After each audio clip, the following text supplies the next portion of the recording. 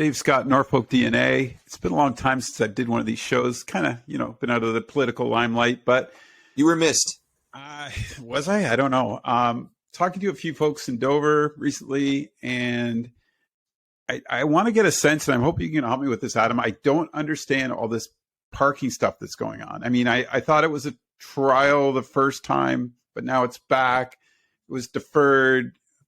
People don't want it. Some of the old timers in Dover that I know, hi Mom, don't like it, but what's going on? Can you give us some history on this and where it's at? Not really. Okay. Hey, you haven't changed one bit.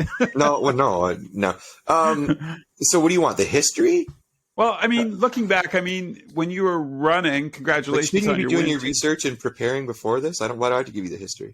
Well, I remember, and again, with my history, it's going to go back to the 70s. I don't know if you were even actually born then when there was parking meters, and they tore them all out all down Main Street. And now I see they're back. And what brought it up too is I was having lunch on the beach in Dover last year, and an older gentleman came up, and he was just frustrated. He was angry, upset, trying to figure out how to pay, right, to do it. And I didn't like seeing that in our town. So talk to me. Like, is this going to stay forever? What's going on? So right now, so to answer that question, that I can answer really easily. I don't know if it's going to stay forever because we're right now in year 2 of what is still a pilot project on paper at least. Like, and I don't mean to say that like in a way that's sort of, I shouldn't have said it that way, but it is a pilot project. So it's written up that way. There is a potential to not continue it if it doesn't work and all those other things. So that is the official position, is that it's a pilot still. Is this something businesses wanted? Like I remember Andrew talking in 2022, Snyder. He felt not to. He thought maybe they just needed better bylaw enforcement. Yes. On these situations, not having the meters, but making sure people were aware. You know what I mean? That's right. So yeah, in my understanding, and this is just my understanding, I could be wrong, but I was just at a Board of Trade meeting this morning, and I don't think I'm wrong necessarily. But the point of view from the businesses was that yes, enforcement of the 2-hour bylaw is an issue, has been an issue for a very long time. And as you know, I was president of the Board of Trade for quite a while, and it was an issue then. And before I was the Board of Trade president, I was the vice president, I was the secretary, I worked at Lighthouse Theater. Even before I was on the Board of Trade, it was an issue then.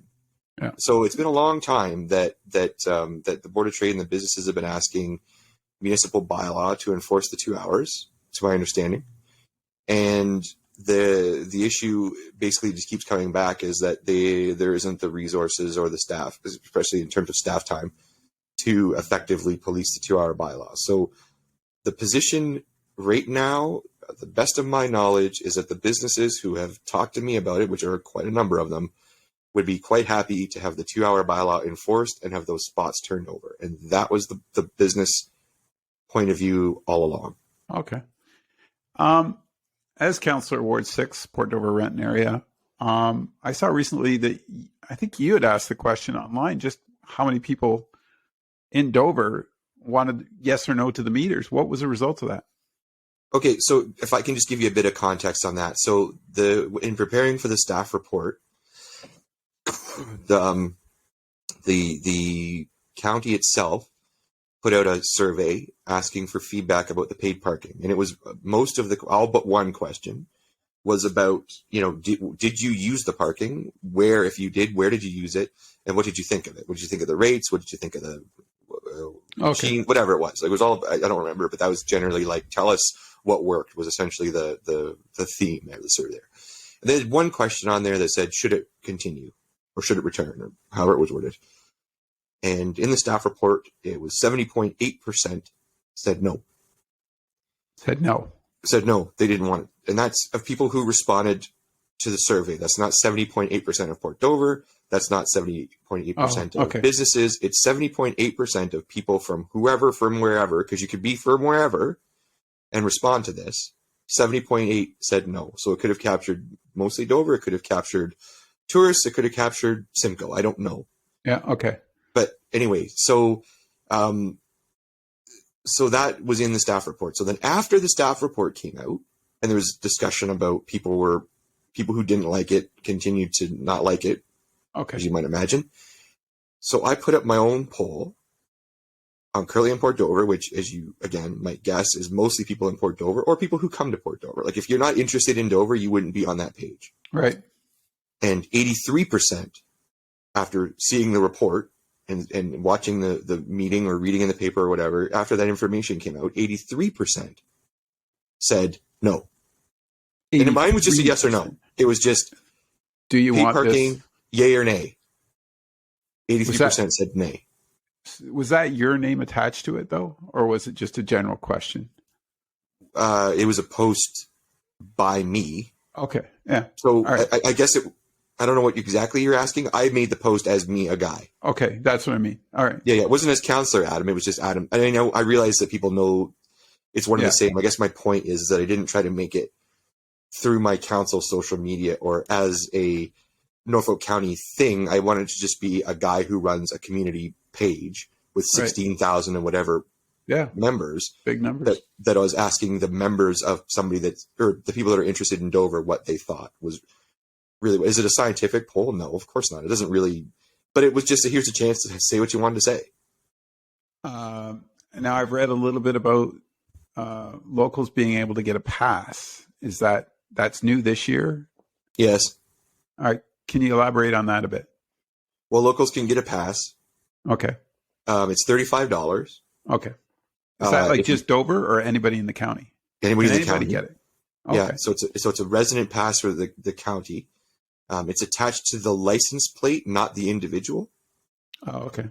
So it's not a card that you literally get. Like it's not a pass that hangs in the window or nothing like that. It's essentially you register. My understanding. There's a lot of back and forth. So my understanding of it is you register essentially in a database, and the machine knows that your license plate has paid this fee. So when they scan your plate, you get 4 hours of parking at no additional charge once you've paid the $35, and then you also get, if you want more than one per household, the additional passes after that, I believe, were $20, which won't be available on Friday the 13th if there's a summer one. No, presumably not. Although I don't know that we actually. I don't know that was actually addressed. Honestly, it may have been just as like a fleeting thing, but there wasn't a lot of discussion about it. That's for sure. I look at the council, I look at the mayor. You guys, you got a group of really smart people there. And I look all over the province and you see parking meters everywhere. Dover's always been noted, Norfolk County, noted for doing things a little differently. Why are we not being more creative, more inventive? I mean, you're a guy too that's just always thinking on his feet. There's got to be other ways to do this and not piss off so many people, I would think.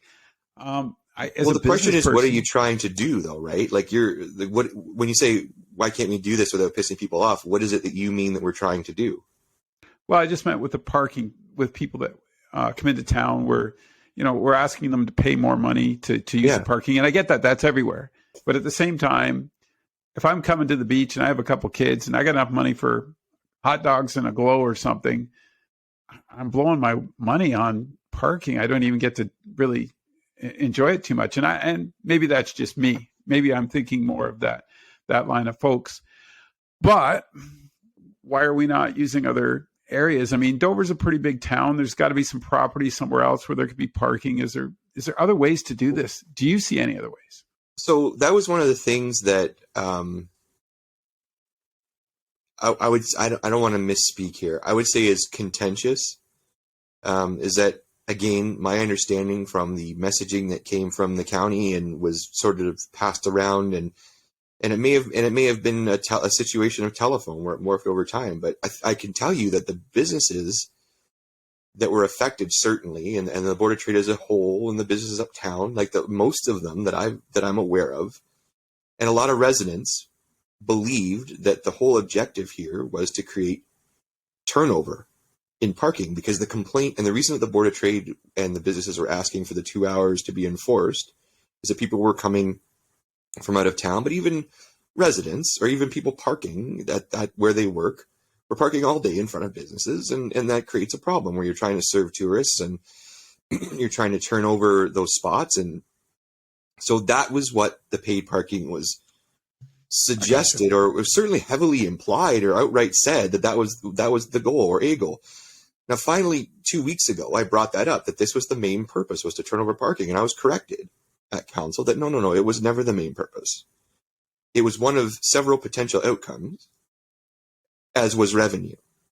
And so this is driven, my understanding now is this is very much a project that's driven by revenue. And one of the outcomes may be that it helps move people along who, presumably, if they're going to park for free all day, won't pay to park all day, is sort of the rationale. The flip side of that is that you've now made it, not you, I keep saying you, it's we now, because I'm there. We as council have now made it perfectly legal to park in front of one of those businesses right at the beach for $32 a day. So that does not turn over parking. No. In fact, in some cases, it may exacerbate the issue, which is trying to get those parking spots freed up for new customers to come in and eat. I agree. Or not eat, just eat. It's not just restaurants. There's shops down there too. No, but there's shops there for sure. You got the surf shop and that. So they want people to be able to come in, do what they got to do, and move along. Not set up on the beach all day. But now you can set up on the beach all day for $32. And so the argument that I've heard in favor of paid parking is, well, good, it makes revenue. Good, everywhere else does it. Well, good, it's let the tourists pay and they should whatever. Yeah, but are we making revenue really? Like, and is that the goal of a municipality? Is our objective to provide services, or is it to generate revenue? And I realize that it's nice when we can generate revenue from service. That's great. That's the best solution. If we can solve a problem, provide a service, and create revenue, beautiful. If we can just provide a service, it's great. Like, you know what I mean? You want at least one of those things. I don't know that our priority should be addressing service and issues management by saying, well, we made revenue and that's what we need to do. Like, what's our priority, I guess? You know? How long is it before individuals just say, hey, here's my front lawn, $20. Park for the day? Well, then you've got other problems, right? Well, that's certainly an option. But then the other issue with that is, if we're hearing that bylaw can't enforce parking, does bylaw have the ability to enforce that? That's interesting, because there's a bylaw that you can't park on your lawn. So it'd be interesting to see where we have the resources to enforce some bylaws and not others. So I don't really want to speculate, but that would be an interesting argument. Is, I don't know. It's, we're not. The reason I want to ask you all these questions, just like I said, it's kind of it's an ongoing thing, and this has always been an issue for the last 50 years and over, 60 years and over. I get that. Sure. And I think, like you said, but I do think there's alternatives. And I think creativity within business and within council could really lead to some great partnerships in making other ideas float or work. But can I just jump in there too? Because you said it's about a 50, 60 year problem. And yeah, for sure it is. But it has gotten, I don't want to say worse, but it's become more of an issue over the last, say, 10 years. So, well, again, you can't afford to go do all these great big things in the city. No, but we're chewing up spots is more what I was getting at. So when those lights went in at Main and Market for the theater, like to the park, like, yeah, that makes perfect sense. But when you put those lights in, that chewed up some spots. You used to be able to park all along there, right? That's a good point. And then when they did the Main Street reconstruction, they put that turning lane in at Chapman. Well, that chewed up some spots in front of Angela, what used to be Angela's, now owned by the new the people that are putting, I don't know what they're doing there, but they've got the Dover George and they're doing a great job. So I expect that'll be great too. But so that chewed up some spots. And then and this was never meant to be parking, and it's not fair to count it, but it's also in reality where Dairy Queen was, that was an empty lot and people parked there in town. Yeah. So should it have been used for parking? Maybe not, but it was. And that's the point, is that over time, these parking spots have been vanishing, a few at a year. And so then the Meisner building comes down and Dover Wharf goes up. What happened to those spots? And so there's an issue there where people that live there believe that they were, and I don't even believe, like, it's not true, but they were told, they tell me, or they were led to believe that they would have parking on the street for their residences, and they don't. But you've crammed all those extra people down. And I will tell you, having been at the table, the Board of Trade told developers, they told staff that this was going to happen.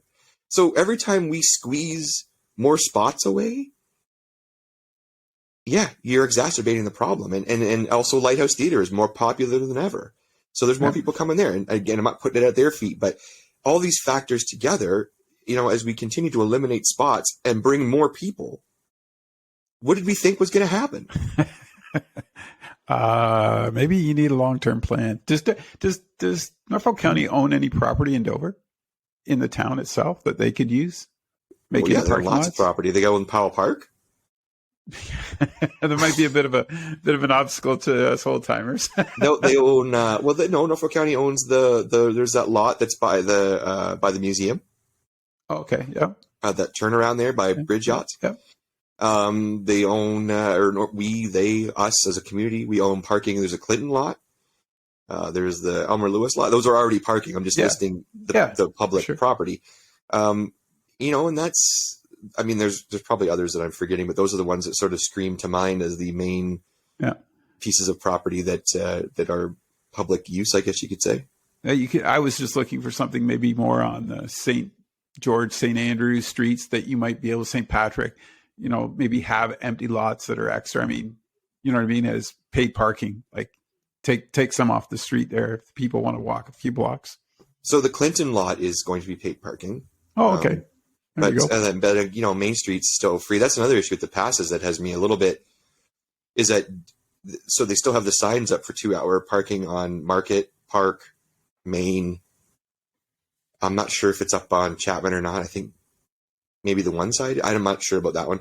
But anyways, the point is that those 2 hours still are up. So are people with the passes going to think that they can park in those spots with their pass and not get a ticket? And I don't know if we even talked about that, but I know the pass is not eligible there. So it's a lot of, and we may have, and boo for me if we did, and I don't remember it at this moment, but it doesn't come to mind. Councillor Veri, it sounds like you have a lot of work to do on this to get this figured out, which, you know what, kudos to you. My solution is buy the old Meisner fertilizer, pave it over, put a ferry in, run people up and down, charge them $20.